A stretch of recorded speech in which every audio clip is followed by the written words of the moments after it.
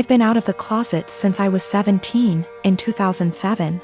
When I came out, people in my family said some pretty hurtful things, which I totally expected. Being from a Southern Baptist family it hurts to admit this, but my older brother at the time seemed very receptive, surprisingly. He told me that if my dad ever gave me any trouble, to call him and he'd talk to him. That was really the last time we talked about it. Flash forward 13 years, I'm 30, and I'm getting married to my fiancé Scott next year in April, if COVID so graciously allows.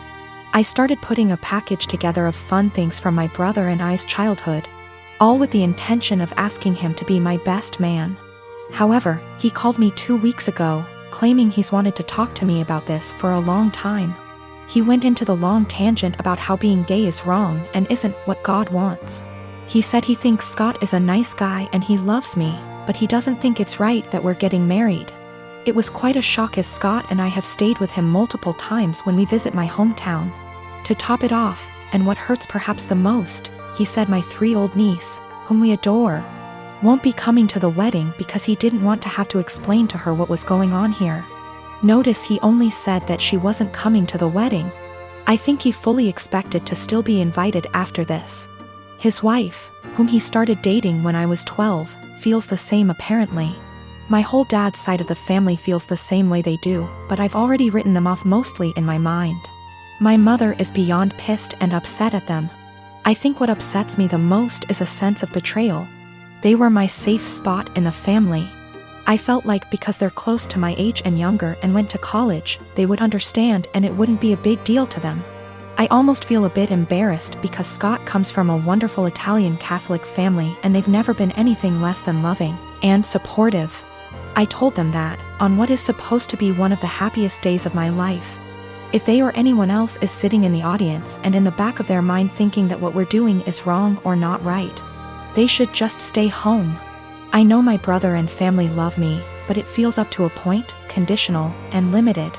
I told them that they learned being gay is wrong. They weren't born not liking gay people. So they can unlearn it, if they were willing. But I don't think that's going to happen. In the past month, my older brother's fiancée left him. This meant he lost his house because the home they lived in was in her name. He lost his vehicle because what he was driving was her old car. He also lost his job because he was so focused on his breakup that he was constantly making mistakes. He moved in with our parents, who live about 5 minutes away from my husband and I. I do have a lot of sympathy for him. He literally has nothing, no home, no car, no job, no relationship. The problem is, this is 3rd time this has happened to him. That's right, he has had 3 fiancées leave him now, and every time he winds up losing everything. He has had 2 cars impounded because he gets so upset over his breakups he loses his job and can't make payments on his vehicles. My parents and I have bailed him out of these situations every time. I even paid off his back payments on his car, paid for his dog's vet bills, and paid some of his rent before. My parents and I have literally spent thousands of dollars trying to help him. Each of the past 2 times he winds up moving back in with my parents, who are in their late 60s. While we pay for everything for him, whenever he goes through a breakup he becomes a total jerk. He spends every weekend with his friends out camping or vacationing. How he pays for it I have no idea. After the 2nd fiancé he took a trip to Fiji with his friends but couldn't afford to pay his rent. He mostly ignores me unless he needs money, which, during this breakup, I am refusing to help him out at all. The worst part is he treats my parents like garbage. If they ask him questions like, "Have you been looking for a job?" he will yell at them. He has no problem eating the food they provide for him and living in their house rent and utility free. And driving my mom's brand new car, which she got because he totaled her last car, but makes them absolutely miserable.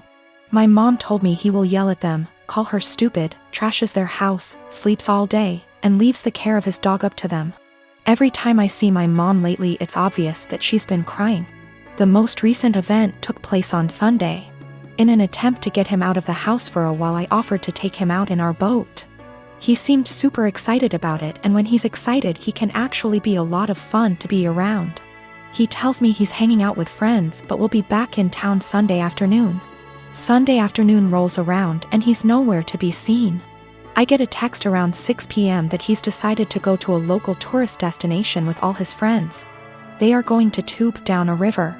I'm bummed because I was honestly looking forward to it and because my brother has once again chosen his friends over his family. But it's whatever, I honestly don't rely on him for anything, so it's not that big of deal. But then I find out he's driving my mom's car and she has to be in her office early Monday morning. Then the peaceful protests in our town turn into full-on riots and my brother is still not home. At this point he can't get home because they've blocked off access to our town, so he just stays with his friends, and I wind up taking my mom to work.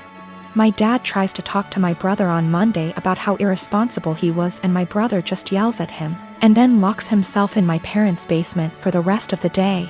My parents are miserable. They want to help and have always said they will do anything for us kids. But they are just enabling my brother every time they bail him out. My dad has major health problems that are being exacerbated by the stress my brother is causing. My mom has a history of severe depression that I see her slipping back into the longer my brother is with them. I'm really close to my parents and they are usually very fun people. The longer my brother stays with them, I am seeing them become depressed, short-tempered, and miserable. I tried telling them to kick him out, one of his friends would surely take him in. But they insist that they don't want to leave him homeless. I can't convince them to kick them out, but is there anything else I can say or do that might get my brother to get his head out his ass and get a job? How can I get my brother to see his behavior towards my parents is unacceptable?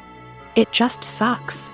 I used to really look up to my older brother because he is outgoing and funny and the sort of person everyone just gravitates towards. Now I'm just pissed at him for how he treats my parents and simultaneously scared for his mental health, because he clearly has a lot of problems.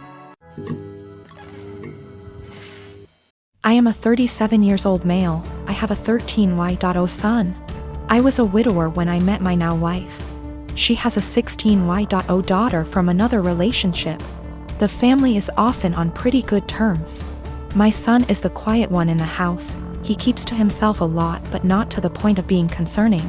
My wife and stepdaughter are the complete opposite. They both encourage him to be outgoing and share activities and join gatherings with extended family. My son complained about having to be forced out of his comfort zone and having his need for space invalidated. I spoke to both my wife and stepdaughter and asked them to give him space and freedom to spend his time however he wanted. They apologized and promised to let him be. As Mother's Day was approaching, I wanted to throw my wife a surprise Mother's Day celebration. It was no longer a surprise because my stepdaughter gave her the heads so she could prepare. Yesterday I got off work earlier than usual to get final arrangements done. We planned to celebrate at the restaurant and invited her family there. I had the key, and while I was entering the house through the front door, I overheard my wife and stepdaughter talking to my son. My wife was asking my son if he could convince me to let him stay home and not go with them to the restaurant to celebrate. I paused and decided to keep listening. My son said why, and she told him that his introverted and socially inept attitude will make her family uncomfortable and will ruin the mood. He promised her that he'd be well behaved and would try to interact and socialize with everyone, but she said that she wasn't buying it. He kept reassuring her, but she snapped and told him that technically she's not his mom, so she didn't get why he wanted to celebrate Mother's Day with her so badly. My stepdaughter threw some, I don't remember, backhanded comment, and then both of them were shocked to see me standing there. Both were staring without saying anything. I told my son and his stepsister to go to their rooms, then told my wife that the celebration was off, cancelled. She tried to argue, asking why repeatedly, and I told her why. She tried to explain that she didn't mean it like that and that I only heard part of the conversation but not all of it. I told her I was done arguing and the decision was already made. She yelled, asking what she was going to tell her family, and said that I was making tremendous mistake towards her. I ignored her while she kept throwing tantrum after a tantrum. Early this morning she took my stepdaughter and went to stay with her folks. Not a single call or text from her so far. Situation is full of tension. I'm upset still, but more hurt, to be honest.